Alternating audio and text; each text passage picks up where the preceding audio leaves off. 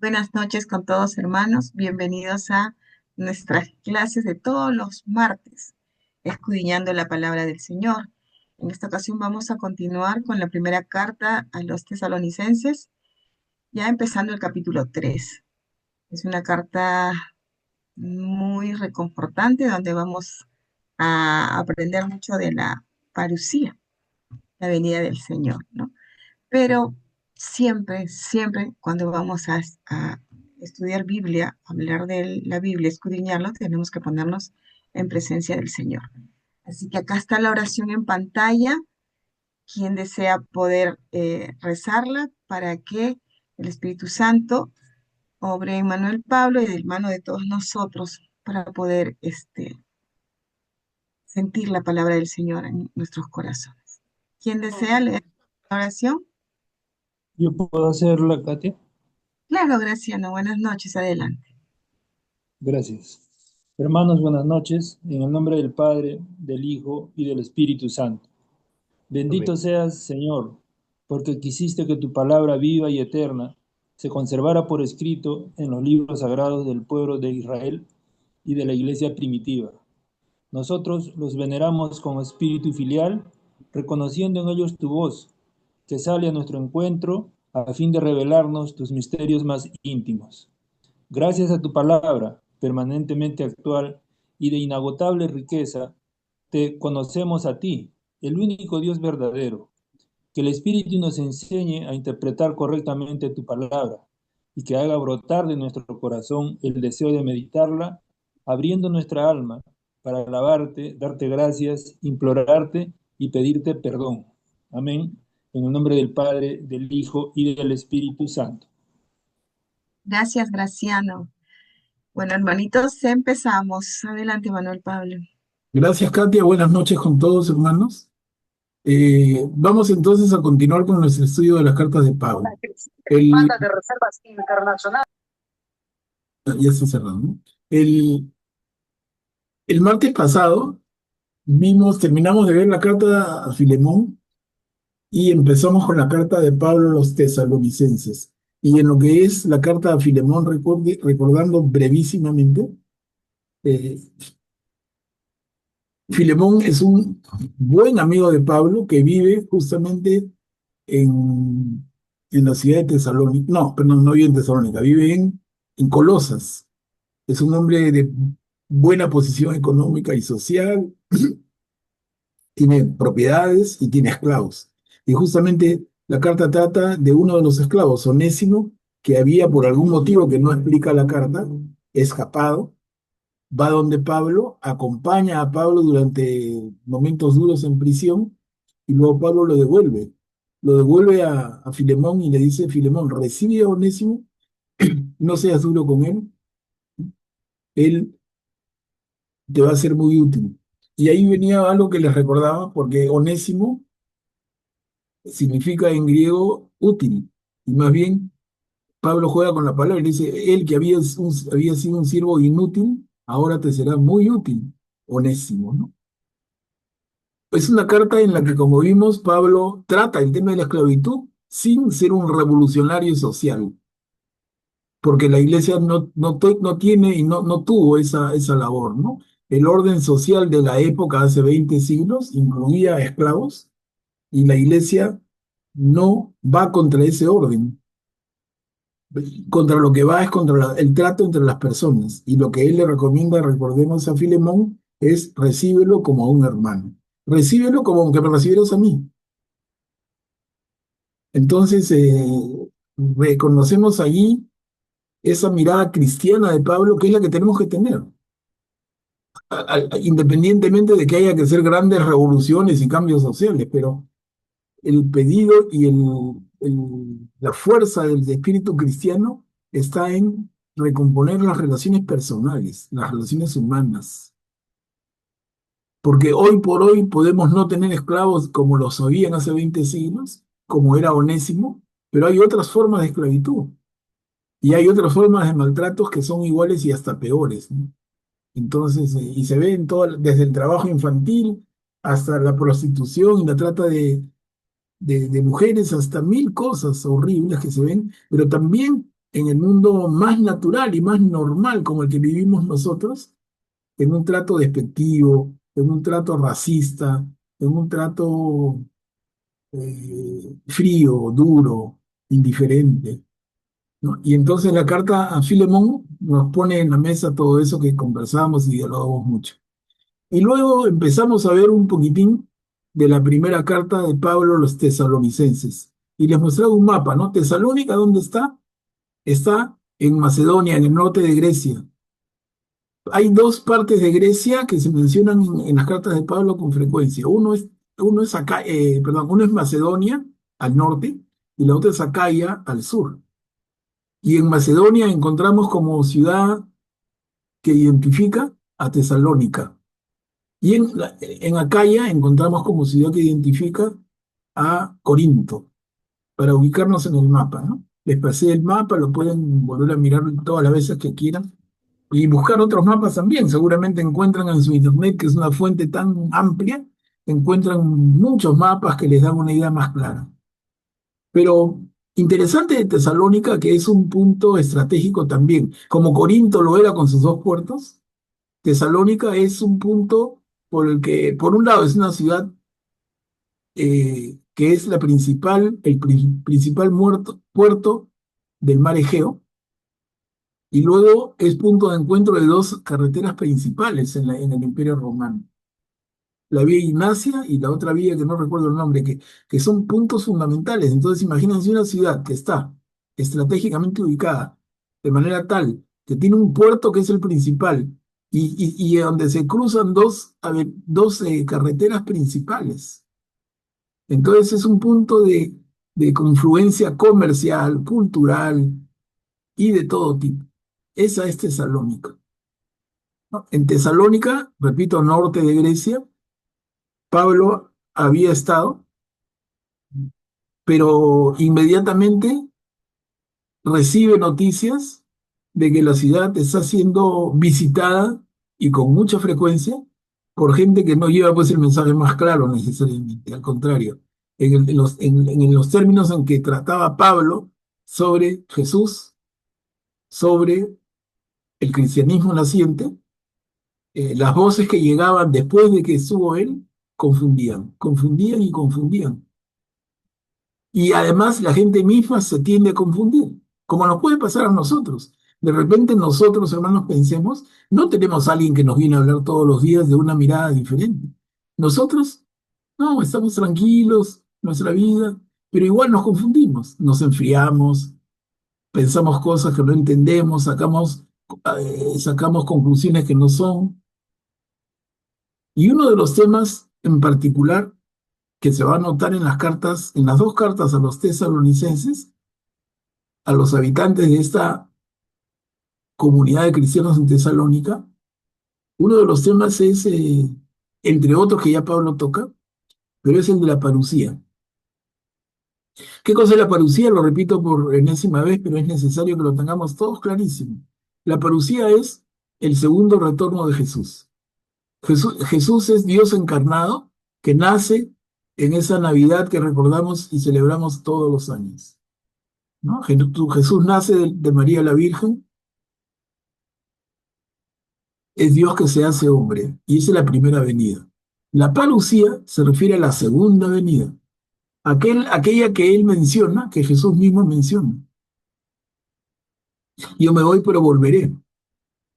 Entonces, ¿qué problema causa esto? Porque no debería ser problema, ¿no? Es tremenda esperanza, podríamos pensarlo nosotros de manera muy linda.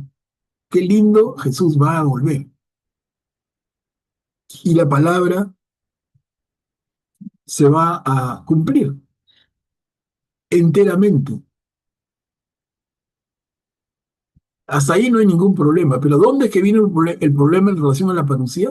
Un problema que no calcularon ellos. Miren, los primeros discípulos no lo calcularon, pero inmediatamente lo notaron. ¿Y cuál era? A ver, ¿quién se imagina? Un ejercicio así de... ¿Cuál puede ser un problema que origine la segunda venida de Jesús? Y sobre todo, como se entendía, una segunda venida pronta. O sea, esa segunda venida de Jesús era temprana. Tanto así que en algunos de los evangelios se escribe cuando Pedro le pregunta a Jesús, y él, por Juan, ¿no? Y él va a estar vivo cuando tú regreses, y él le dice, ¿a ti qué te importa, no? Pero había esa inquietud. Algunos van a haber muerto y otros van a estar vivos. ¿Y qué va a pasar con los que murieron? ¿Y qué pasa con los que siguen vivos en la segunda venida de Jesús? Esa pregunta que no es inocente, porque ya refleja, se dan cuenta, ya refleja la situación que vivían las comunidades seguidores de Jesús. El Señor va a volver pronto. Y si va a volver pronto, entonces, ¿qué actitud debemos tomar? Pensemos nosotros, para ser bien prácticos, ¿ya? Pensemos nosotros hoy, en el año 2025, en el mes de octubre. Si te dicen y te aseguran y tú crees que el Señor Jesús viene pronto, ¿tú qué haces? ¿Sigues con tu vida rutinaria o cambias? Cambio. Un cambio, ¿en qué sentido? ¿En qué sentido sería el cambio, Guillermo? Cada uno examina su vida y la compara con lo que dice la palabra de Dios, ¿no? La palabra de Dios está en la Biblia, si es que no vamos al templo los domingos, pero está a disposición y los primeros obligados a propagarla son los sacerdotes, que son los presbíteros, ¿no? Es parte importante la predicación de la palabra. Entonces, por esa predicación que a veces vemos en nuestros padres o cuando somos adultos, la conocemos directamente en nuestra frecuencia dominical dentro de la iglesia, nos dicen qué cosa es lo que tenemos que hacer, ¿no? Tenemos que amar a los demás para poder salvarnos. ¿Por qué? Porque nuestra fe, nuestra creencia en Dios, nuestra certeza de que Jesús es el Hijo de Dios y es Dios al mismo tiempo, y que tenemos entre nosotros permanentemente el Espíritu Santo, o sea, ese Dios uno y trino, nos dice qué cosa es lo que tenemos que hacer para salvarnos. Y un examen de conciencia ligero nos dirá claramente, porque no hay voz más profunda y más, ¿cómo se puede decir? Que le pone ultimátum a la persona, ¿no? Que la voz de la conciencia. Entonces, esa reflexión íntima y personal le dirá a uno si es que uno está viviendo tal como debería hacerlo. Y si no, uno tiene que cambiar, convertirse, lo que decía Juan el Bautista, ¿no? El bautismo de conversión.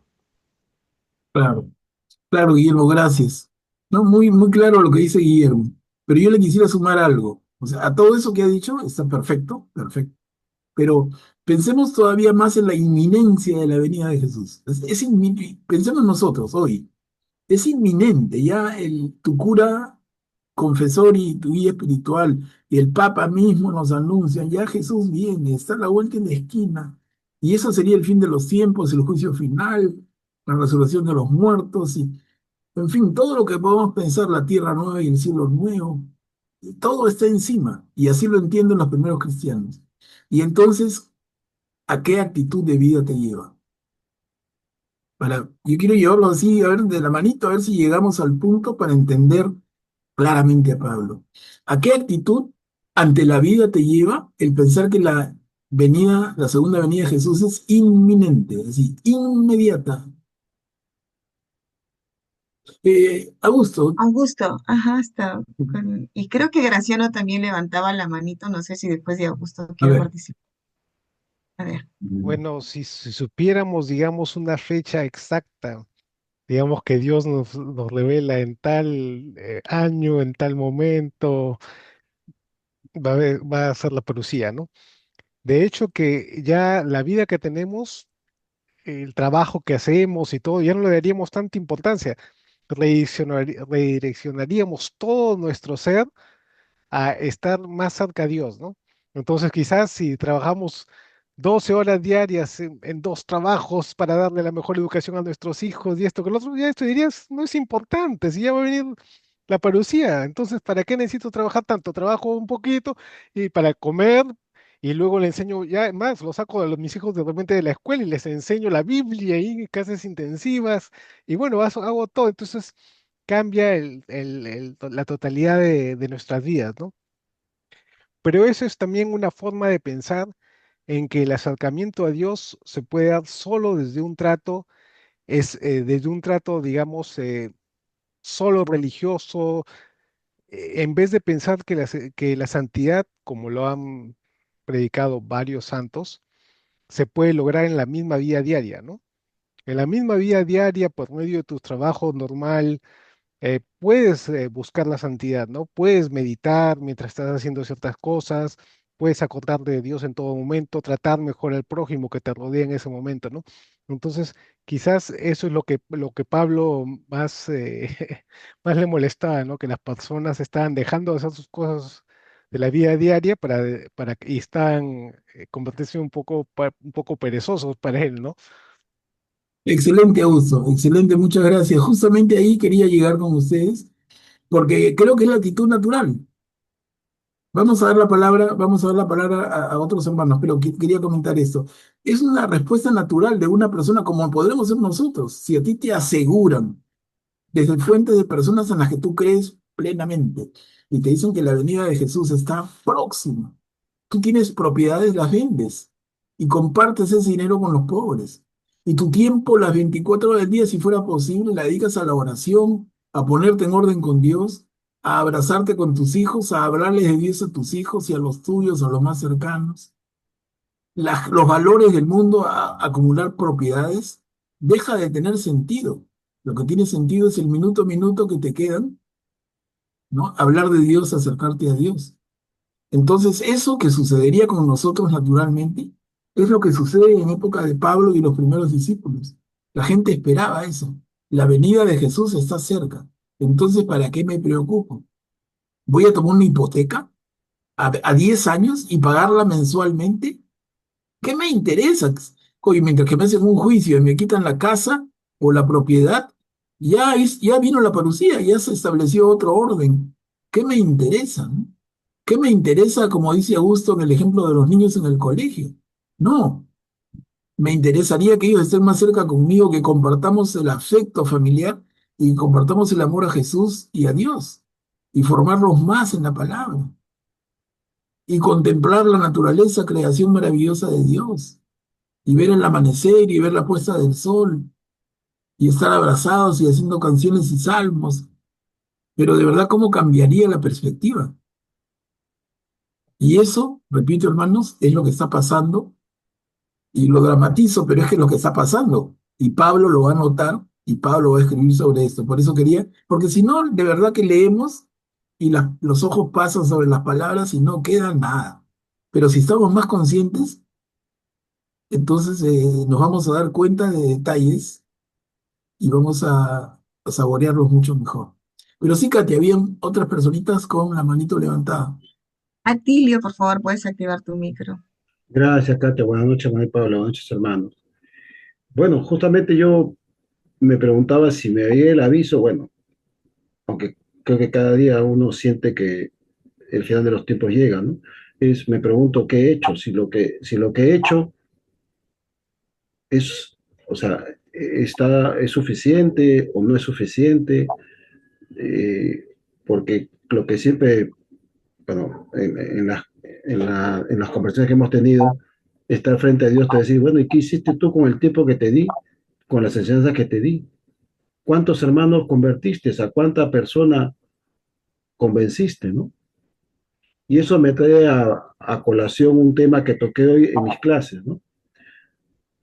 Una de las razones por la marcha de la generación Z de mañana es que quieren trabajos dignos, buen sueldo, etcétera, etcétera, mejores empleos. Pero una encuesta de una reclutadora de personal dice que el 93% de jóvenes son rechazados porque no tienen habilidades para comunicarse, no saben hablar, no saben expresarse, no saben interactuar. Entonces, eso me ha hecho pensar en que qué he hecho yo y qué he dejado de hacer para que los jóvenes, al menos los de mi familia, sepan comunicarse entre ellos, ¿no? Y sobre todo conocer más a Dios. Eso es lo que yo he pensado. Gracias a ti, Leo. Uchi, puedes activar tu micro, por favor. Buenas noches. Muchas, muchas gracias, buenas noches. Eh, Estaba escuchándolos y se me venían así de golpe, una y una, rápidamente, las palabras de Jesús cuando hablaban sobre el estar preparados, eh, lo de las lámparas, lo de las vírgenes. En todo momento Jesús nos los dice continuamente, constantemente. Entiendo también el ardor apostólico de San Pablo de querer que todos se salven, porque creo que todos queremos que todos nos salvemos.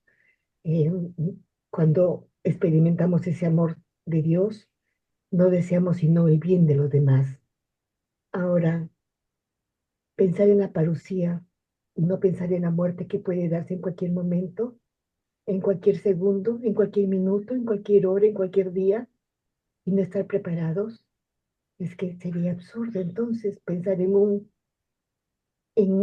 futuro cercano, lejano, no se sabe, pero nuestra muerte que es inminente y que puede darse más rápido, ¿cómo nos encuentra? Eso quería compartir con ustedes. Gracias.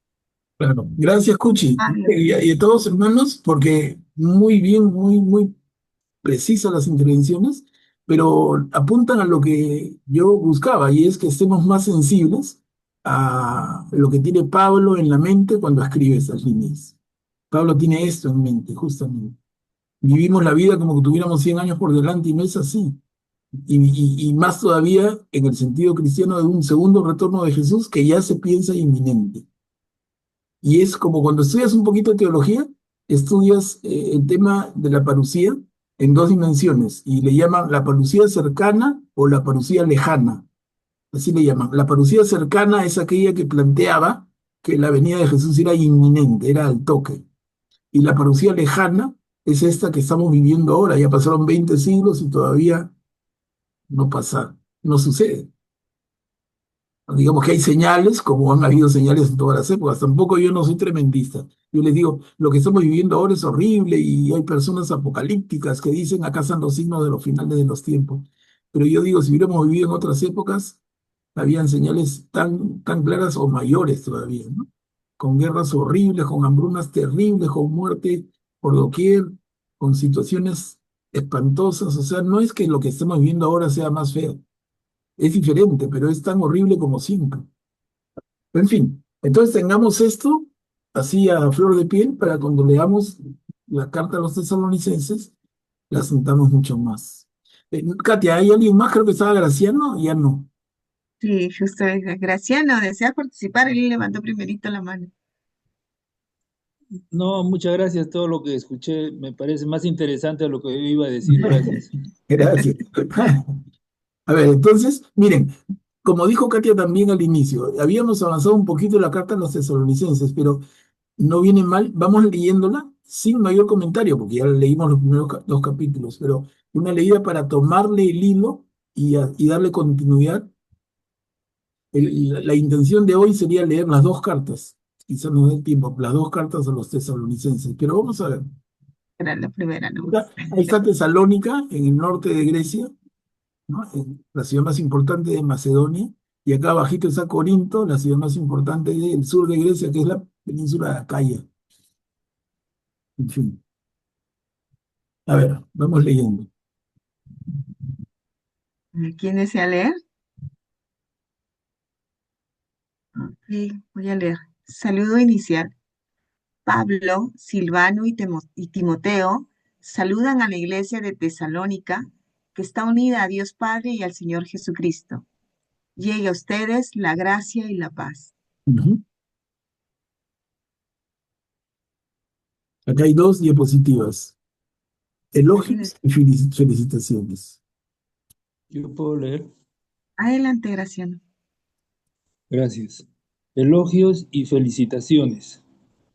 Siempre damos gracias a Dios por todos ustedes. Cuando los recordamos en nuestras oraciones, y sin cesar tenemos presente delante de Dios nuestro Padre cómo ustedes han manifestado su fe con obras, su amor con fatigas y su esperanza en nuestro Señor Jesucristo con una firme constancia. Sabemos, hermanos amados por Dios, que ustedes han sido elegidos, porque la buena noticia que les hemos anunciado llegó hasta ustedes no solamente con palabras, sino acompañada de poder, de la acción del Espíritu Santo y de toda clase de dones. Ya saben cómo procedimos cuando estuvimos allí al servicio de ustedes. Y ustedes, a su vez, imitaron nuestro ejemplo y el del Señor, recibiendo la palabra en medio de muchas dificultades, con la alegría que da el Espíritu Santo. Así llegaron a ser un modelo para todos los creyentes de Macedonia y Acaya. En efecto, de allí partió la palabra del Señor, que no solo resonó en Macedonia y Acaya, en todas partes se ha difundido la fe que ustedes tienen en Dios, de manera que no es necesario hablar de esto. Ellos mismos cuentan cómo ustedes me han recibido y cómo se convirtieron a Dios, abandonando los ídolos para servir al Dios vivo y verdadero y esperar a su Hijo, que vendrá desde el cielo, Jesús, a quien Él resucitó y que nos libra de la ira venidera. Gracias, Graciano. Lindas cosas hablan, ¿no? Sirviendo al Dios vivo y verdadero y no a ídolos. Esas figuritas que a nosotros mismos nos gustan, ¿no? En fin, cada uno puede entenderlo, pero creo que está clarísimo el mensaje. Una fe mucho más espiritual. La actividad de Pablo en Tesalónica, que es la ciudad donde los habitantes son los tesalonicenses, ¿no? Entonces, a ver, la actividad de Pablo en Tesalónica. ¿Quién desea leer? Yo leo. Adelante, Cari. Ustedes saben muy bien, hermanos, que la visita que les hicimos no fue inútil. Después de ser maltratados e insultados en Filipos, como ya saben, Dios nos dio, Dios nos dio la audacia necesaria para anunciarles su buena noticia en medio de un penoso combate. Nuestra predicación no se inspira en el error, ni en la impureza, ni en el engaño. Al contrario, Dios nos encontró dignos de confiarnos la buena noticia y nosotros la predicamos procurando agradar no a los hombres, sino a Dios, que examina nuestros corazones. Ustedes saben, y Dios es testigo de ello, que nunca hemos tenido palabras de adulación, ni hemos buscado pretexto para ganar dinero. Tampoco hemos ambicionado el reconocimiento de los hombres, ni de ustedes, ni de nadie. Si bien, como apóstoles de Cristo, teníamos el derecho de hacernos valer. Gracias, Karim. Este es un tema que al que Pablo recurre bastante, ¿no? El hecho de que él no cobra nada por sus enseñanzas, aunque tendría el derecho de hacerlo, ¿no? A cada rato lo menciona, digamos, a cada rato, en varias de las cartas lo menciona, ¿no? No busca ganar dinero, y tanto así que quizá restándole tiempo a su actividad misionera, pero él busca que ganarse la vida haciendo lo que sabía, que era su profesión, de hacer carpas, que uno dice hacer carpas, carpas de campaña, no necesariamente, son esas telas gruesotas que se tejían y que servían incluso, les digo, miren la utilidad, hasta para las velas y las embarcaciones. O sea, esas telas que tejía Pablo sirven para hacer tiendas, toldos, carpas, velas. ¿Se dan cuenta la utilidad? Es tremendo, tremendo producto el que Pablo y sus colegas preparan. Entonces él dice, yo me gano la vida haciendo carpas, con eso me alimento y en el tiempo que tengo, sacrificando mi tiempo libre, lo dedico a ustedes. Claro, si él pudiera dedicarse a tiempo completo a la predicación sería mucho mejor, pero es la opción que él toma y se respeta absolutamente. A ver, leemos otro poquito. La actitud paternal de Pablo. ¿Quién desea leer? Vamos repasando. ¿Quién desea leer? Yo, ¿Y Karim? sí. Al contrario, fuimos tan condescendientes con ustedes como una madre que alimenta y cuida a sus hijos. Sentíamos por ustedes tanto afecto que deseábamos entregarles no solamente la buena noticia de Dios, sino también nuestra propia vida. Tan queridos llegaron a sernos. Recuerden, hermanos, nuestro trabajo y nuestra fatiga cuando les predicamos la buena noticia de Dios. Trabajáramos día y noche para no serles una carga. Nuestra conducta con ustedes, los creyentes, fue siempre santa, justa e irreprochable. Ustedes son testigos y Dios también. Y como recordarán, los hemos exhortado y animado a cada uno personalmente, como un padre a sus hijos, instándoles a que lleven una vida digna del Dios que los llamó a su reino y a su gloria. Ujú. Gracias, Karim. A ver, otro poquito. La fe y la paciencia de los tesalonicenses. ¿Desea leer? Ok, lo leo. Nosotros, por nuestra parte, no cesamos de dar gracias a Dios porque cuando recibieron la palabra que les predicamos, ustedes la aceptaron no como palabra humana, sino como lo que es realmente, como palabra de Dios, que actúa en ustedes, los que creen. En efecto, ustedes, hermanos, siguieron el ejemplo de las iglesias de Dios, unidas a Cristo Jesús, que están en Judea, porque han sufrido de parte de sus compatriotas el mismo trato que ellas sufrieron de parte de los judíos. Ellos mataron al Señor Jesús y a los profetas, y también nos persiguieron a nosotros. No agradan a Dios y son enemigos de todos los hombres, ya que nos impiden predicar a los paganos para que se salven. Así, constantemente están colmando la medida de sus pecados, pero la ira de Dios ha caído sobre ellos para siempre. Gracias, Katia. Y acá terminamos el capítulo 2, que es hasta donde llegamos el martes pasado. Las inquietudes de Pablo.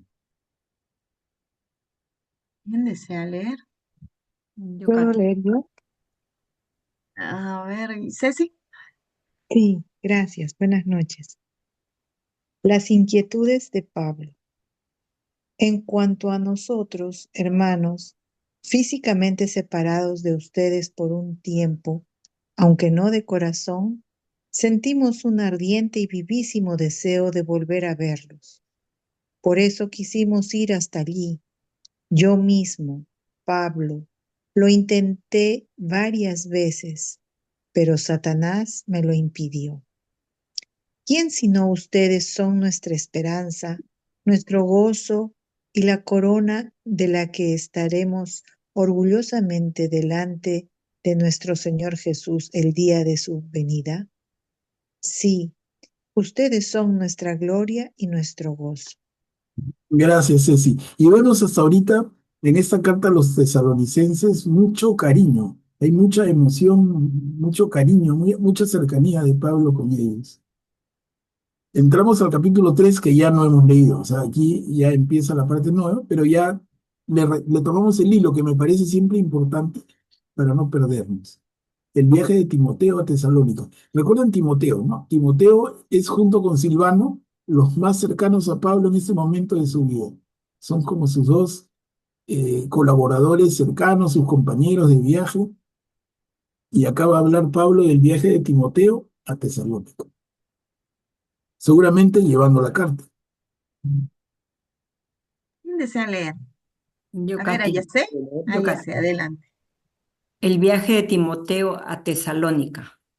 Por eso, no pudiendo soportar más, resolvimos quedarnos en Atenas y enviarles a Timoteo, hermano nuestro y colaborador de Dios en el anuncio de la buena noticia de Cristo. Lo hicimos para afianzarlos y confortarlos en la fe, de manera que nadie se deje perturbar por estas tribulaciones. Ustedes saben que estamos para eso. Cuando todavía estábamos con ustedes, les advertimos que íbamos a tener dificultades, y así sucedió, como ustedes pudieron comprobarlo. Por eso, no pudiendo soportar más, les envié a Timoteo para que me informara acerca de la fe de ustedes, temiendo que el tentador los hubiera puesto a prueba y todo nuestro trabajo hubiera resultado estéril. Ujú. Gracias, ella sí. A ver, vamos avanzando y cuando quieren comentan porque el tema va a tener una continuidad. La alegría de Pablo por las noticias recibidas. Yo puedo leer. Adelante, Graciano. Pero ahora Timoteo acaba de regresar de allí con buenas noticias sobre la fe y el amor de ustedes. Y él nos cuenta cómo nos recuerdan siempre con cariño y tienen el mismo deseo de nosotros de volver a vernos. Por eso, hermanos, a pesar de las angustias y las contrariedades, nos sentimos reconfortados por ustedes al comprobar su fe. Sí, ahora volveremos a vivir sabiendo que ustedes permanecen firmes en el Señor. ¿Cómo podremos dar gracias a Dios por ustedes, por todo el gozo que nos hacen sentir en la presencia de nuestro Dios? Día y noche le pedimos con insistencia que podamos verlos de nuevo personalmente, para completar lo que todavía falta a su fe. Gracias, Graciano. Como Pablo añora el ser con ellos, ¿no? Extraña, no ve el momento de estar con ellos para seguir reforzándolos en su fe, aclarando su, su fe al Señor. El deseo y la súplica de Pablo. Termina el capítulo 3 aquí. ¿Desea leer alguien? ¿Puedo leer? Claro, Marisol, adelante, bienvenida. Muchas gracias, buenas noches. El deseo y la súplica de Pablo. Que el mismo Dios, nuestro Padre y nuestro Señor Jesucristo nos allanen el camino para ir allí. Que el Señor los haga crecer cada vez más en el amor mutuo y hacia todos los demás, semejante al que nosotros tenemos por ustedes. Que Él fortalezca sus corazones en la santidad y los haga irreprochables delante de Dios, nuestro Padre, el día de la venida del Señor Jesús con todos sus santos. Gracias, Marisol. Miren cómo termina esta perícopa cortita que he leído, Marisol. Que el Señor fortalezca sus corazones en la santidad y los haga irreprochables delante de Dios, nuestro Padre, el día de la venida del Señor Jesús con todos sus santos. Justamente el día de la venida del Señor Jesús es la parucía, ¿no? Ahí está presentándose el concepto, la parucía, el día de la venida. Y de esto, bueno, en el Nuevo Testamento en el que estamos, ¿no? Las cartas de Pablo son parte del Nuevo Testamento, obviamente. Pero también se habla de esto en el Antiguo Testamento. Y a ellos se refieren también como el día de la venida del Señor, o algunos profetas le llaman el día de la ira del Señor. Es el día de la ira, en que el Señor va a venir, bueno, con la espada desenvainada, pero no para nosotros, sino para los que no han creído en Él. Vamos viendo entonces el día de la venida del Señor con todos sus santos. Capítulo 4, exhortaciones a la santidad y la pureza. Creo que Graciano quiere hacer una pregunta. Graciano. Sí, gracias. Una consulta. Cuando dice los santos que van a venir con el Señor, se refiere a los que nosotros conocemos actualmente, por ejemplo, San Francisco, el mismo San Pablo, San Pedro, o a todos los que creyeron en él, porque aquí Pablo usa el término santos para todos los seguidores de la iglesia en cada ciudad. Él les dice santos, ¿no? Pero también nosotros tenemos el otro concepto de los, digamos, de los santos que conocemos, Santa Rosa, San Martín de Porres, etcétera, ¿no? ¿Se refiere a ambos o se refiere a No, algunos nada claro, más? un buen punto para que quede claro para todos, ¿no? Cuando Pablo, porque hay que entender el contexto de cada uno, cuando Pablo habla de santidad, se refiere a los seguidores, a los que creen en él, a los que creen en su palabra, a los que tienen fe. Esos son los santos para Pablo. Gusto, puedes activar tu micro, por favor. Pues dice que también, o sea, se refiere a que cuando venga el Señor Jesús en la parucía, resucitarán aquellos que, o sea, que habían muerto antes de la parucía, resucitarán con Él, ¿no? O sea, aquellos que han sido ya purificados por el Señor, son santos, están en el cielo, resucitarán con Él, ¿no? Entonces vendrá Dios, vendrá el Señor Jesús con todos sus santos, ¿no? Claro, claro, claro. Imagínense con todas las almas, con todos los ángeles y todas las almas, tremenda fuerza del cielo. Claro. A ver, entonces, exhortaciones a la santidad y a la pureza. ¿Quién puede leer? Yo leo, Katy. Ya, Giselle, adelante. Por lo demás, hermanos, los rogamos y les exhortamos en el Señor Jesús, que vivan conforme a lo que han aprendido de nosotros sobre la manera de comportarse para agradar a Dios. De hecho, ustedes ya viven así. Hagan mayores progresos todavía. Ya conocen las instrucciones que les he dado en nombre del Señor Jesús. La voluntad de Dios es que sean santos, que se abstengan del pecado carnal, que cada uno sepa usar de su cuerpo como santidad y respeto, sin dejarse llevar de la pasión desenfrenada, como hacen los paganos que no conocen a Dios.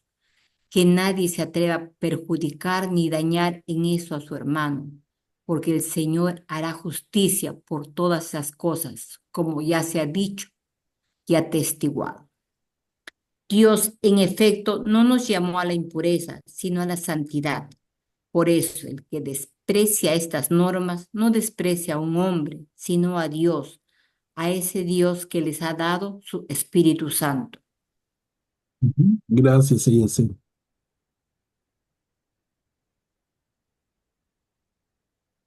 Acá Pablo nos exhorta a hacer más progresos. ¿En qué sentido? En el sentido de ser santos, de mantener nuestra vida en pureza, no dejándonos llevar por la pasión desenfrenada, como hacen los paganos. ¿Y por qué? Porque eso puede dañar al hermano. O sea, cuando uno actúa de una manera desenfrenada, normalmente no es que se haga daño a él solo, involucra a otras personas, incluso el cuerpo de otras personas. Entonces, ahí es el daño que se origina en otros.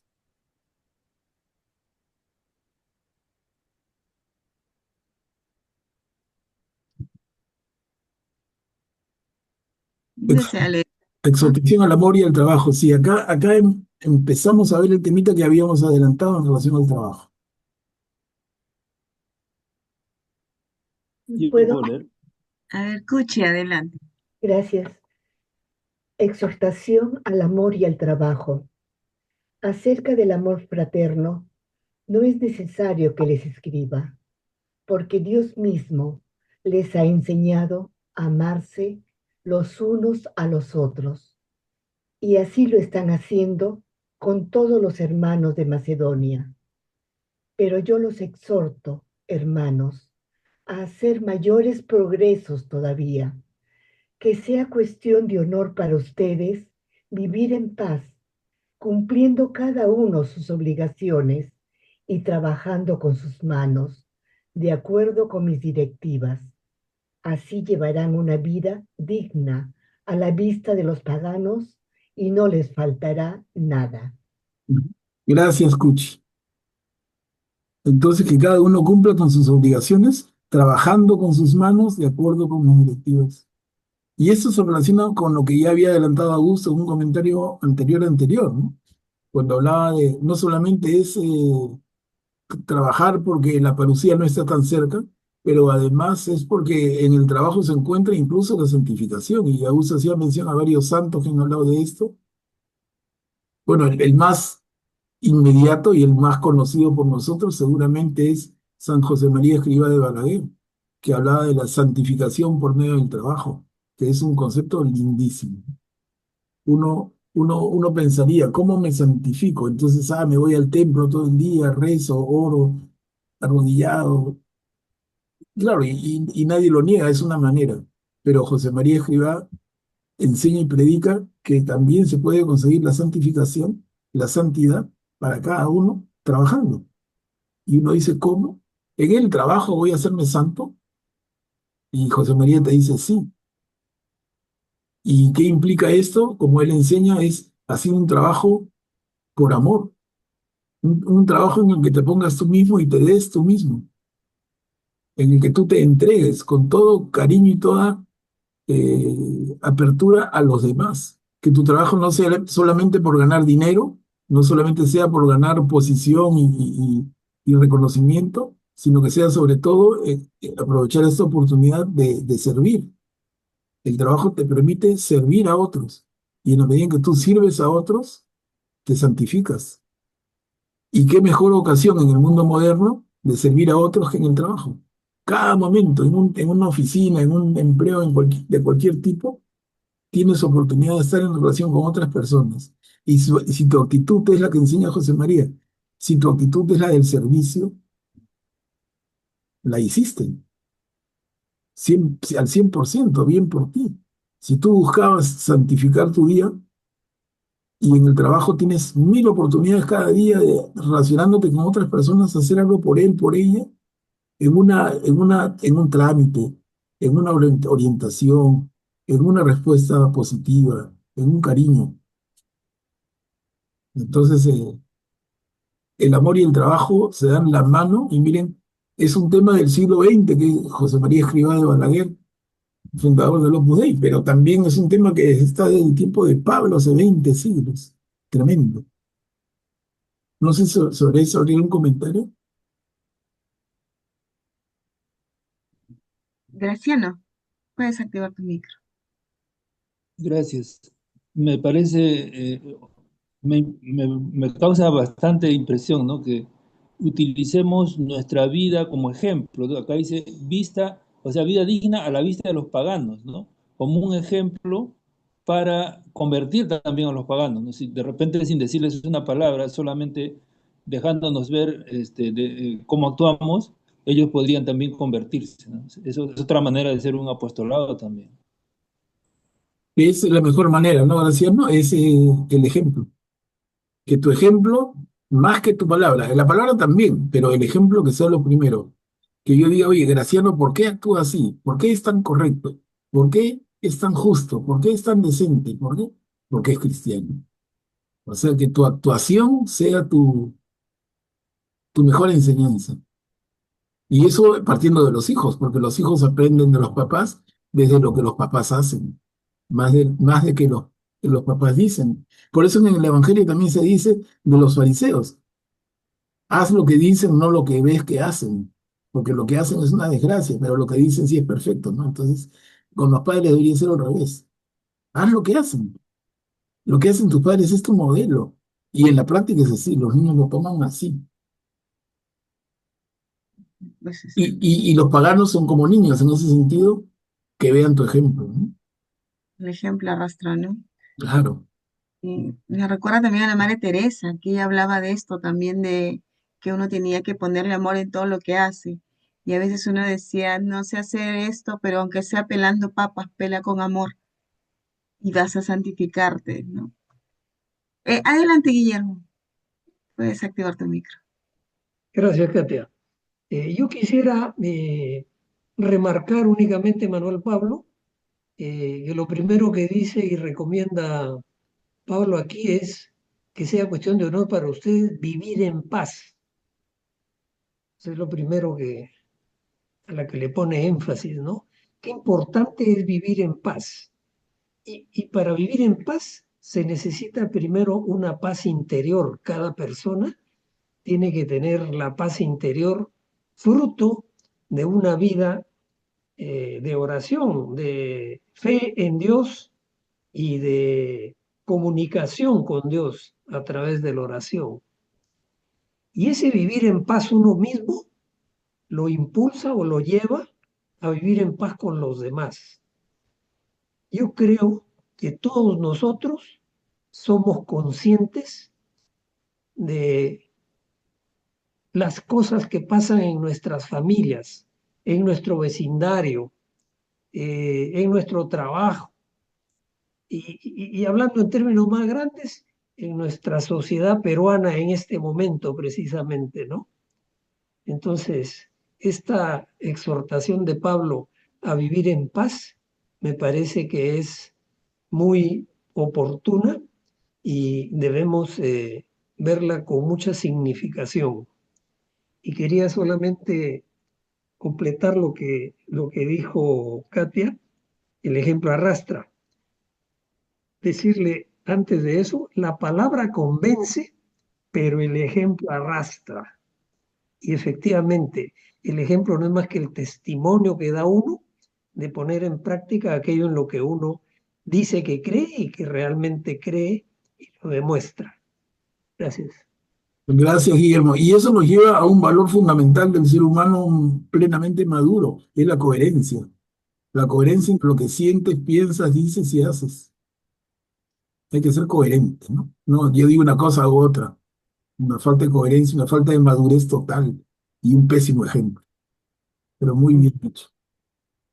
No, y esto que dice de que vivamos en paz, eso también nos involucra no sé, pues a nosotros, que como dice el Señor, ¿no? Que el hombre viejo muera, porque si también tenemos que controlarnos, ¿no? También tenemos que poner de nuestra parte, porque no sé, pues si somos fosforitos, siempre queremos estar en eso, ¿no? Y no, hay que también en eso, como dices Manuel, ser coherente con lo que el Señor me enseña, me pide, ¿no?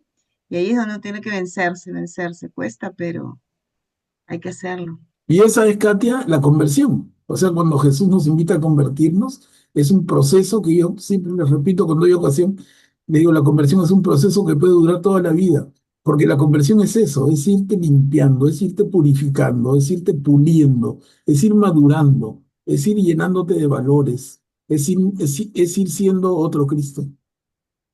Y pues para llegar a ser otro Cristo, ya no es Cristo, ¿no? Ya no Pues, soy yo quien vive, sino es Cristo quien vive en mí. claro, esa es la conversión a la que estamos llamados, a la que estamos invitados. Hay que convertirnos en plenos cristianos. Y implica todo esto, es, como dice Guillermo, vivir en paz. Y la paz es el reflejo de un mundo interior equilibrado, tranquilo, sin esos exabruptos, sin fosforitos, como dice Katia. Y pues que se ve, ¿no? En la tormenta hay paz, paz interior. Adelante, Atilio, puedes activar tu micro. Entonces, bajo lo que escribe Pablo, todos los uniformados, nosotros, los policías, ya estamos condenados porque yo no le voy a decir a mi enemigo, te doy un beso, ¿no? ¿No? Ríndete, pues yo voy y lo mato, ¿no? O sea, el terrorista no me va a preguntar y el delincuente no me va a preguntar eso, ¿no? Entonces, o sea, claro, yo entiendo el sentido de lo que quiere decir Pablo, pero algunas actividades que tenemos no permiten, no sé, no sé, dar ese ríndete. Bueno, ya sí, le puedes decir ríndete, pero sabemos que hay tipos de personas que no, lo que ha pasado entre Gaza y los palestinos y Israel. Ese era uno. Y lo otro era, con lo anterior, exhortación a la santidad y la pureza de vida con respecto a usar de su cuerpo con santidad y respeto. Mi pregunta es, si en ese tiempo el judío podría tener más de una esposa, hoy día eso es visto de mala forma, ¿cómo, o sea, cómo juega esto que Pablo dice con esa práctica de los judíos de esa época? O sea, ahí se me hace un cruce mental porque obviamente le estaba, así como Jesús cambió los esquemas, Pablo también le cambia los esquemas a la gente, ¿no? O sea, amor, o sea, malos deseos, pero ¿cómo juntarse con la esposa sin tener, no sé, pues deseo de la carne, ¿no? A eso me refiero, ¿no? O sea, la verdad que ahí se me ha hecho una, no comprendo muy bien en ese tiempo, ¿no? Pablo dice respetarse, pero tienes dos, tres esposas, lo cual hoy día es visto de una cosa pues totalmente inadecuada, ¿no? No sé si alguien quiere opinar sobre eso que plantea Tilio.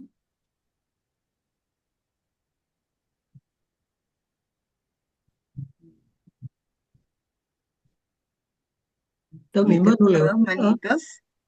Sí, a ver, Guillermo. Gracias. Lo primero que quiero decir es con relación a lo último que dijo Manuel Pablo, la conversión. Yo creo que hay que vivir convirtiéndonos cada día, porque como he leído en algún lugar hace mucho tiempo, dicen que hasta el justo peca 7 veces al día o 70 veces, no sé cuánto es, pero para decir que uno es una persona que por su naturaleza humana es débil y muchas veces caemos en la tentación y pecamos, obviamente, ¿no? Entonces, la conversión por eso tiene que ser un proceso de cada día. No es algo que consigamos y nos instalemos como cuando se estudia una carrera y se culmina, ¿no? Creo que es diario. Y en segundo lugar, con respecto a lo primero que dijo Dile. Atilio, yo quisiera decirle que tenga la tranquilidad de saber que en la sociedad y en el mundo en el que vivimos, y desde el comienzo, eh, cada persona tiene un rol dentro de la sociedad. Y el rol de la autoridad, sea esta la Fuerza Armada o sea esta la policía, es la Fuerza Armada, pues defender las fronteras, la soberanía del país, estar ahí como garantes del dominio territorial, etcétera, ¿no? Y en tiempos de paz han encontrado, pues, muchas tareas en las que pueden trabajar para el bienestar de los demás. Y en cuanto a la policía, pues mantener el orden público. Ahora, lo que debemos remarcar es que tanto las Fuerzas Armadas como la policía, que son las parte de las autoridades de una nación, de un estado, tienen que ser gente íntegra, que cumpla con los preceptos, con los fines, con los valores del bien común, cumplir fielmente para lo que están eh, dedicados, ¿no? Decirle también a Atilio que matar en defensa propia es moralmente aceptable, de manera que eso no es un pecado. Así que no se sienta que está condenado por ser de de la Fuerza Armada, ¿no? Eh, lo segundo que dijo acerca de las esposas, creo que eso es cuestión de contexto de según qué época se ha vivido, ¿no? Yo no recuerdo haber leído en ningún sitio que Pablo tenía más de una esposa, la verdad que no lo recuerdo porque creo que no se menciona en ningún momento que tuviera esposa o que fuera esto. Lo que se sabía de él es que era un fariseo muy extremo que quería hacer cumplir eh, la Torá, ¿no? Que todos siguieran al pie de la letra eso.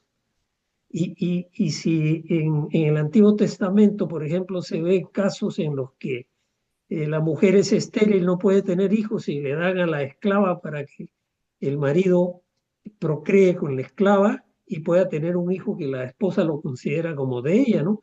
Son costumbres de la época en una sociedad en la que ya no vivimos definitivamente, es una sociedad eh, casi primitiva, ¿no?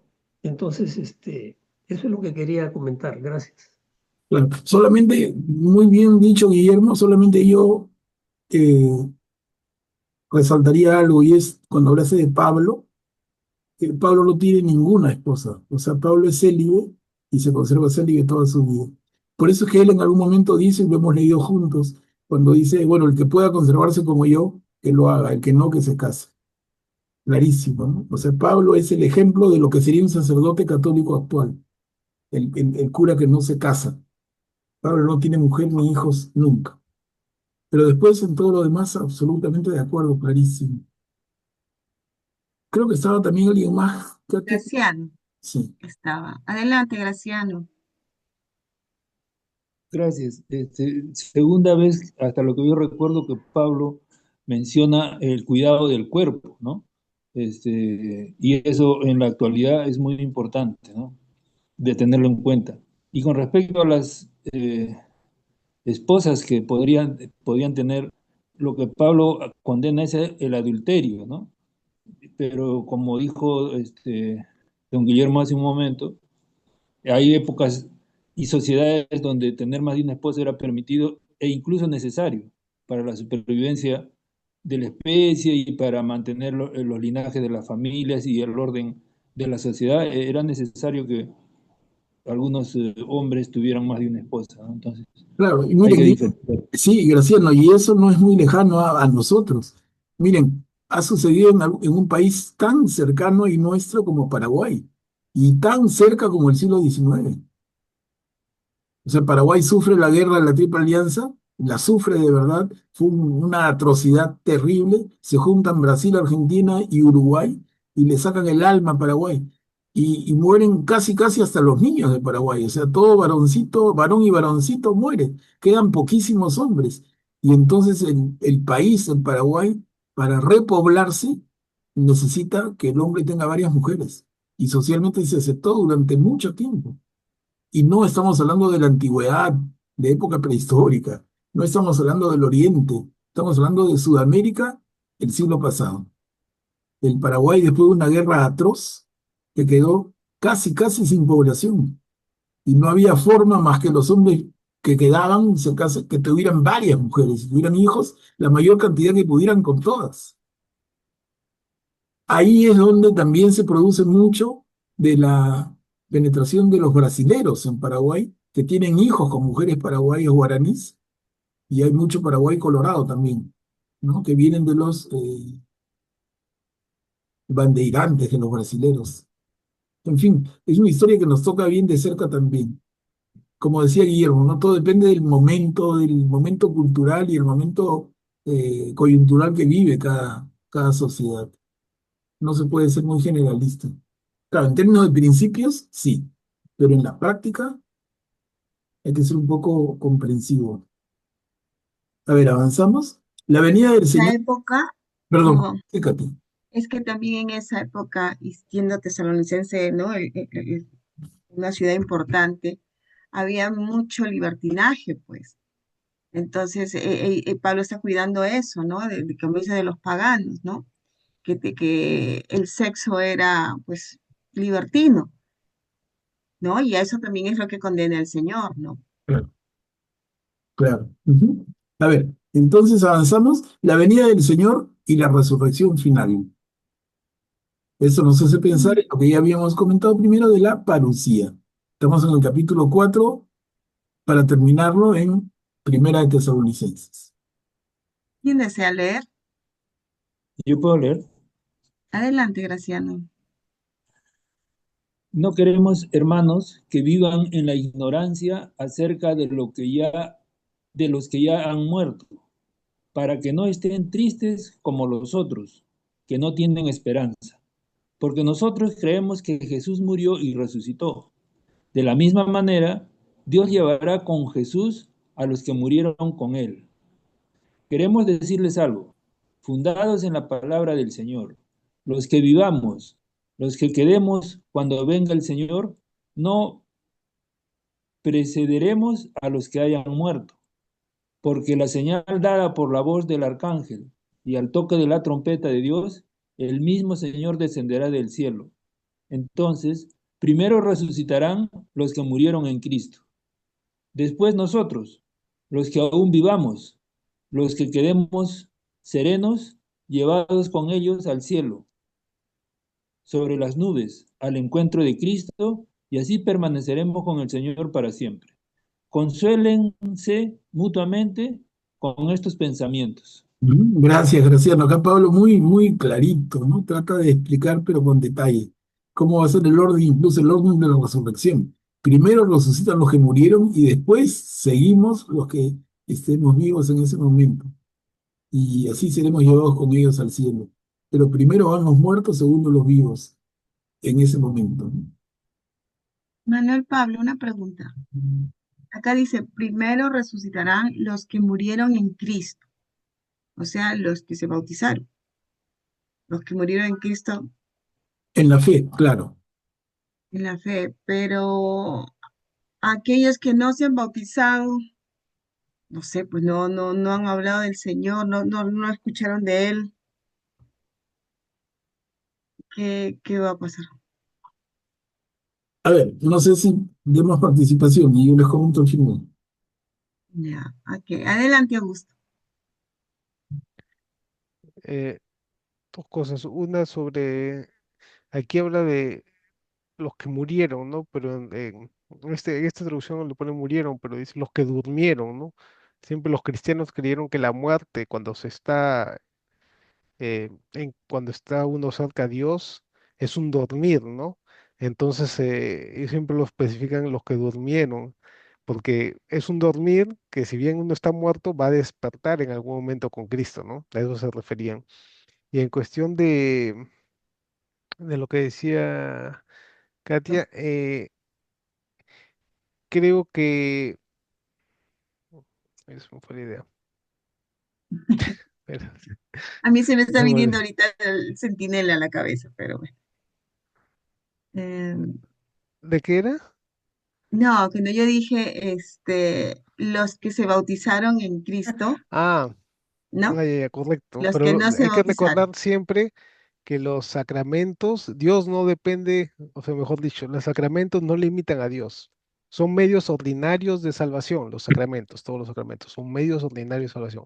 Pero Dios extraordinariamente, por su beneplácito y pura bondad, puede salvar a ciertas personas de acuerdo a la situación que ellos han vivido y lo que han conocido y lo que dejaron de conocer. Entonces Dios ya sabrá, ¿no? Él es el que juzga finalmente, ¿no? Claro, no sería justo, ¿no? Me viene el centinela a la cabeza.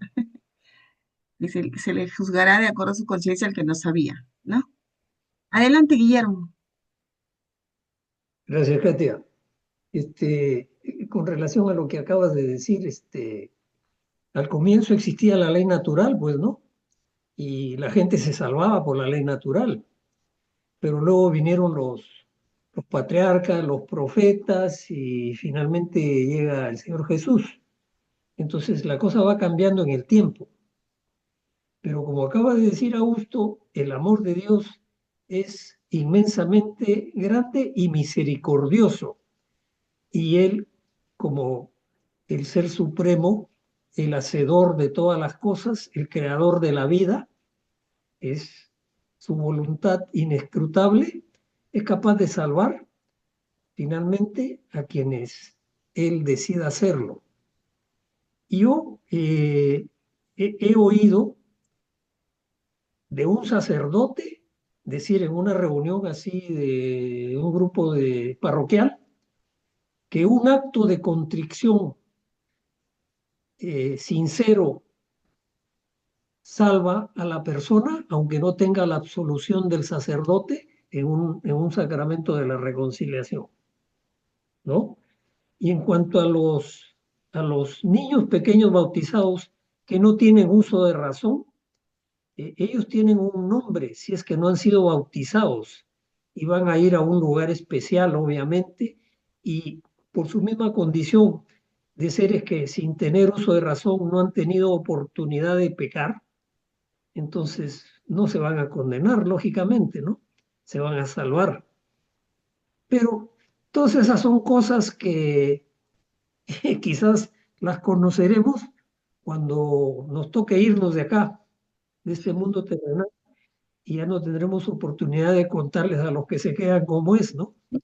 Pero en ese momento, cuando como dice la Escritura, veamos a Dios cara a cara, entonces conoceremos todo plenamente y ya no será necesaria ni la fe ni la esperanza, solamente el amor, la caridad, nada más. Todo conocimiento, ¿no? Se Así abrirá, es. no habrá nadie, necesidad que nadie nos explique nada. Ya no se necesita la fe y la esperanza, son necesarias mientras estamos acá en este mundo terrenal. Gracias. Precedí. Adelante, Augusto. Puedes activar tu micro. Sí, me había olvidado mencionar algo, que todos en realidad se salvan por Cristo, ¿no? Mediante Cristo todos se salvan. Sean los que vivieron antes de Cristo o los que viven en el momento de Cristo o los que viven después de Cristo, ¿no? Los que vivieron antes de Cristo y fueron reconocidos como justos, no se salvaban inmediatamente, iban a un lugar llamado el Sheol, ¿no? Que aparece en la parábola del rico y el pobre Lázaro, ¿no? Colón. Estaban en el seno de Abraham, ¿no? Y luego con Cristo abre las puertas al cielo y les permite la entrada al cielo, ¿no? O sea, todos se salvan por medio de Cristo, ¿no? Cristo vino por todos Ujú. nosotros. Excelente, de verdad. Me eximo de ninguna idea adicional porque han dicho todo. Excelente, excelente y qué lindo. Les agradezco. A O ver, sea, en conclusión, primero resucitarán los muertos y después los vivos son los que... claro, como diciendo, no, no se sientan mal por los que murieron, que ellos van primero, ¿no? A ver, vamos al capítulo 5, la vigilancia cristiana. Ese espíritu de vigilancia que Jesús nos conmina siempre. Estar atentos, estar vigilantes, porque no sabemos el día de la venida del Señor. A ver, ¿qué dice acá, Padre? Manuel Pablo, la prohibición anterior me parece que no se ha leído, la venida del Señor. Ah, no, no, no, sí, sí. Es lo que acabamos de comentar. Claro, Disculpe, me había distraído, gracias. ¿Puedo leer esta? a La ver, vigilancia son cristiana. dos diapos. Sí. Hermanos, en cuanto al tiempo y al momento, no es necesario que les escriba. Ustedes saben perfectamente que el día del Señor vendrá como un ladrón en plena noche. Cuando la gente afirme que hay paz y seguridad, la destrucción caerá sobre ellos repentinamente, como los dolores de parto sobre una mujer embarazada, y nadie podrá escapar. Pero ustedes, hermanos, no viven en las tinieblas para que ese día los sorprenda como un ladrón. Todos ustedes son hijos de la luz, hijos del día. Nosotros no pertenecemos a la noche ni a las tinieblas. No nos durmamos entonces como hacen los otros. Permanezcamos despiertos y seamos sobrios. Los que duermen lo hacen de noche y también los que se emborrachan. Nosotros, por el contrario, seamos sobrios, ya que pertenecemos al día. Revistámonos con la coraza de la fe y del amor y cubrámonos con el casco de la esperanza de la salvación. A ver, avanzamos. Porque Dios no nos destinó para la ira, sino para adquirir la salvación por nuestro Señor Jesucristo, que murió por nosotros, a fin de que, velando o durmiendo, vivamos unidos a Él. Anímense entonces y estimúlense mutuamente como ya lo están haciendo. Ujú. Gracias, Katia. Ese mensaje tan positivo, tan lleno de esperanza. Esto me hace acordar, También, sí, Manuel. reitera el punto que ya lo hemos visto en otra carta, en que el tiempo de la venida no se sabe. Estemos atentos, estemos vigilantes porque no sabemos en qué momento va a venir el ladrón. O como las novias con las lámparas, o sea, no sabemos el momento. No hay señal. En el capítulo 24 del Evangelio según Mateo, también un capítulo entero, un evangelio, qué cosa rara, dedicado a todo este tiempo, al tiempo de la, previo a la parucía. Y Mateo lo cuenta hasta con un sentido medio terrorífico. Pero esto me hace acordar que tiene relación con lo que hablaste al principio. Creo que es Santo Domingo, no sé, Augusto, si me equivoco, que le preguntan a él cuando era chico, ¿qué harías si te dicen que viene el Señor? Ya viene Dios, el Señor. Y entonces dice, uno de los que estaban con él, pues estaban jugando fútbol ahí, le dice, yo me voy al confesionario al toque. Y otro le dice, no, yo me voy con mi familia. Pero él responde, yo sigo jugando, porque estás en vela, hasta estás, como tú decías, Manuel, la conversión es día con día. Si estoy en paz y estoy en esto, sigo haciendo mi vida normal, porque no sabes, ¿no? Que te coja como estás. Me acordé de Santo Domingo. Me has hecho acordar también cuando estaba en la universidad, me acuerdo cuando venían los exámenes. Entonces, por ejemplo, hoy día es martes, ¿no? Mañana miércoles hay examen de macroeconomía. Pucha, que mis compañeros se ponían más nerviosos y se pasaban la noche en vela, estudiando, repasando. Y a mí, yo me echaba a dormir tranquilo, al día siguiente iba a dar mi examen leyendo pues a Pablo Neruda, poesía. Y me decían, ¿qué? Claro, si he estudiado todo el ciclo, que el día del examen normal que me tomen el examen cuando quieran, ¿no? Si yo he venido estudiando todos los días. ¿Por qué esperar el último día y ese día te amaneces y no te entra nada? Porque ese día te pones bruto. Y al día siguiente el cerebro está tan como corcho que ya no puede responder ni lo más fácil. Pero es así, o tu actitud es de una preparación permanente o simplemente no la haces, no la haces, ¿no? Pero eso también me recuerda, por ejemplo, mi prima que falleció de cáncer, ella decía que eso se me quedó aquí, y me dijo, yo ya al menos ya tengo la fecha en que voy a encontrarme con el Señor. Bueno, no la fecha exacta, pero yo sabía que ya le esperaba eso, ¿no? Entonces ella decía, yo vivo y agradezco al máximo todo lo que tengo, ¿no? Yo me acuerdo que hubo una discusión, o no sé quién peleó ahí de los primos, y ella agarró y dijo, ¿pero qué hacen? ¿No se dan cuenta que están desperdiciando un tiempo precioso con esto? Vamos, agárrense las manos, abrácense, porque hay que disfrutar el día, hay que disfrutar todo el amor que Dios nos da y que nosotros tenemos que llevar. Entonces, ella en vez de verla que estaba, ay, así toda, porque sufría mucho, ¿ah? El cáncer es dolorosísimo, sacaba fuerzas de eso porque decía que me encuentre preparada. Y eso es como ella decía, no sé su parucía, pero ya dijo, yo ya voy a tener ese encuentro. Y es verdad, pues, ¿no? Claro, claro. Personas que están en un trance como ese son mucho más conscientes. Los que no, no nos damos cuenta y se nos pasan los días, hasta nos aburrimos. Imagínense ese desperdicio absoluto. Soy Sí, aburrido? Y cuando escucho yo, sobre todo los jóvenes, ¿no? Cuando algún pariente cercano, estoy aburrido, le digo, borra esa palabra, eso no debe existir en tu vocabulario. Aburrirte es perder tu tiempo, perder tu vida. ¿Cómo va a ser eso, no? ¿Cómo te puedes aburrir? Pero en fin, aprecian es un tema cada grande para los detalle. jóvenes. El aburrimiento es un tremendo tema que deberían haber una enciclopedia entera, ¿no? Es un crimen absoluto.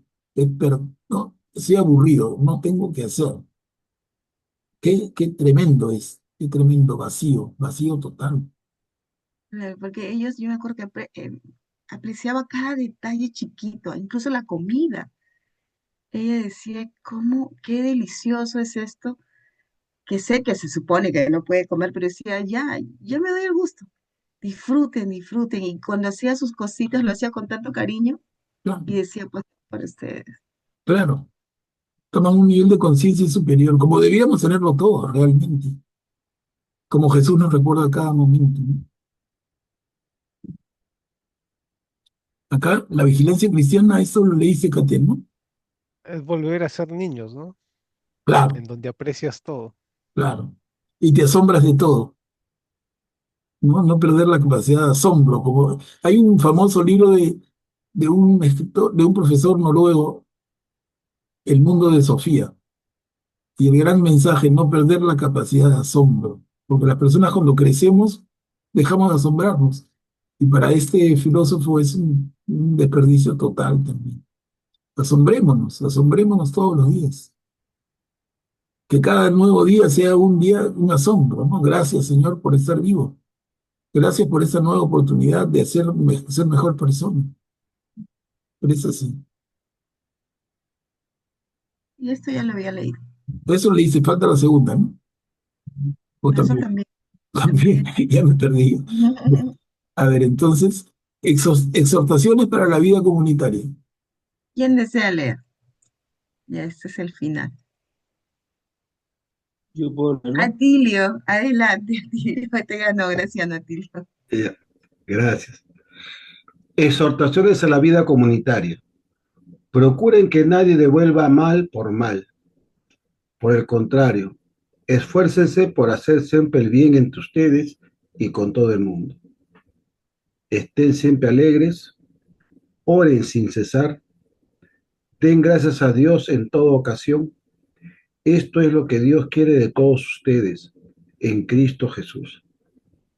No extingan la acción del Espíritu, no desprecien las profecías. Examínenlo todo y quédense con lo bueno.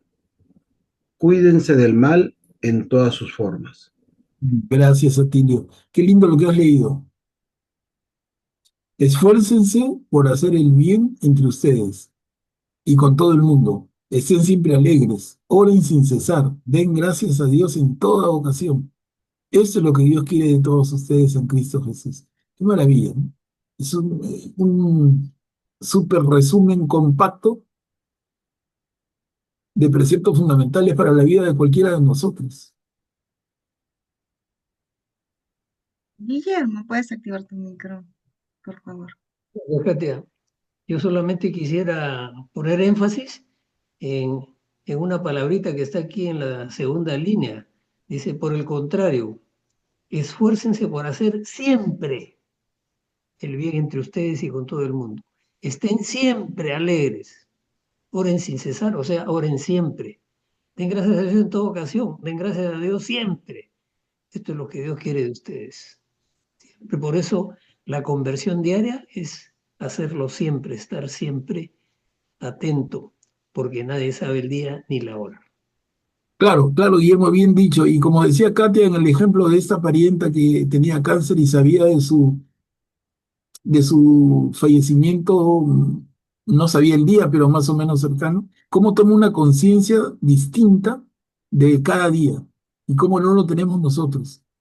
Pero ¿por qué no lo tenemos? ¿Somos burros o qué cosas somos? Si no estamos viendo que eso es el final de todos. Y entonces es una simplemente distracción. La distracción es terrible. Y nos distraemos, pues. Nos distraemos, el día a día nos gana, las conversaciones banales, la música a todo volumen, las preocupaciones, las diversiones tontas, las fiestas. Todo es diversión, diversión, y de repente no nos damos cuenta de que también tenemos un fin y que no sabemos cuándo es. Pero que si fuéramos más conscientes de eso, viviríamos como tú contabas, Katy, en el ejemplo de esta pariente. Y como dice Guillermo. Adelante, Guillermo, puedes activar tu micro. Gracias otra vez, Katia. Solamente quería decir que todo lo que acaba de decir Manuel Pablo es, porque pensamos, mejor dicho, porque no pensamos que nos vamos a morir. En algún momento lo pensamos, pero todo eso que él ha mencionado con tanto detalle nos sacan de ver interiormente que nosotros tenemos un propósito y una misión en la vida, pero que también tenemos un tiempo de vida nada más, ¿no? Y claro, como algún líder político dijo alguna vez, y lo leí, se me quedó grabado, dijo, no hay joven que no pueda morir mañana, ni viejo que no pueda vivir 100 años. Entonces, la vida de cada uno está marcada, pero solamente para Dios, para nadie más. Quizás para un enfermo terminal también, pero a pesar no sabe con precisión cuándo va a ser eso, pero va a ser, él lo tiene mucho más claro o ella lo tiene mucho más claro, pero nunca se sabe cuándo va a ser el momento. Claro, claro, Guillermo. Y justamente miren, la naturaleza dentro de lo dura es sabia. Y cuando muere una persona tan cercana a nosotros, nos hace recordar que esto es así. Porque ¿qué sentido tiene la muerte de alguien tan cercano y tan querido? Sino el decirnos, oye, mira lo que, míralo, míralo, míralo. No es teoría, no es que le pase a otros, nos pasa a nosotros. Adelante, Karin, puedes activar tu micro. No solamente, bueno, yendo en la misma línea que mencionó antes Guillermo, Jesús en alguna parte dice, no, yo estaré siempre con ustedes hasta el final de los tiempos. O sea que si Jesús siempre está con nosotros, siempre estaremos haciendo el bien, siempre estaremos alegres y ese será nuestro signo de vida, ¿no? La alegría, porque Jesús lo dijo, ¿no? Claro, así es, Karim, eso que tú has mencionado es la manera, es como termina. Si leen el Evangelio según Mateo, lo recuerdo casi, casi como lo estuviera leyendo ahorita, al final del Evangelio según Mateo, las últimas dos líneas son eso que ha dicho Karim, exactamente. Estaré con ustedes siempre hasta el final de los tiempos. Así termina, ¿no? Sí. Sabiduría de Dios. Y acá también dice, ¿no? Dice, no desprecien las profecías, examínenlo todo y quédense con lo bueno, ¿no? De todo lo que escuchamos, de a veces hay tantas cosas que, ¿no? Que nos dicen y vemos, hay que examinarlo, pues con el Espíritu Santo, ¿no? Pues o sea, no extinga la acción del Espíritu. Examínalo todo y quédate, eso siempre me dice mi esposo, quédate con lo bueno, con lo que te ayuda. Claro. Ujú. A ver, vamos a terminar el capítulo, perdón, la carta a los tesalonicenses falta poquito, este cachito. ¿Quién quería? Creo que Graciana, ¿tú querías saber leer hace un rato? Sí, sí. Despedida. Que el Dios de la paz los santifique plenamente, para que ustedes se conserven irreprochables en todo su ser, espíritu, alma y cuerpo, hasta la venida de nuestro Señor Jesucristo. El que los llama es fiel. Hermanos, rueguen también por nosotros. Saluden a todos los hermanos con un beso santo. Les recomiendo en nombre del Señor que hagan leer a los hermanos. La gracia de nuestro Señor Jesucristo esté con ustedes. Bien, gracias, Graciano. Así termina la carta de Pablo, la primera carta de Pablo a los tesalonicenses. Esta carta, eh, según algunos estudiosos, la mayoría, no digo algunos, la mayoría de los estudiosos coinciden en que esa es la primera carta que escribe Pablo. Mira, la estamos leyendo después de varias, pero dicen ellos, por un montón de razones que van encontrando, que es el primer escrito de Pablo y por ende el primer escrito del Nuevo Testamento. Miren la importancia de esta carta. Es lo primero que se escribe dentro del conjunto de libros que conocemos como Nuevo Testamento. Vamos a quedar aquí y en la próxima retomamos con la segunda carta a los tesalonicenses. No sé si hay algún comentario final.